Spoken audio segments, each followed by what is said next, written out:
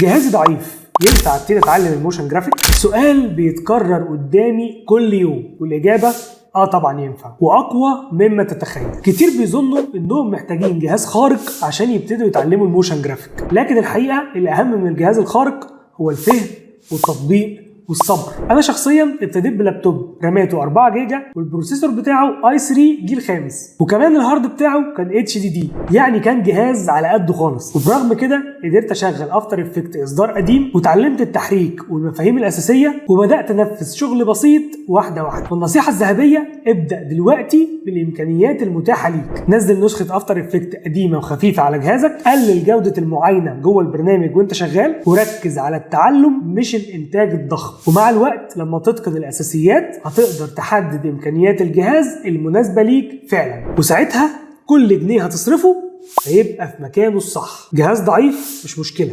المشكله الحقيقيه في التأجيل. انا أبو زيد الهلالي، ارت دايركتور ومدرب دولي. تابعني عشان تشوف كتير من المحتوى ده.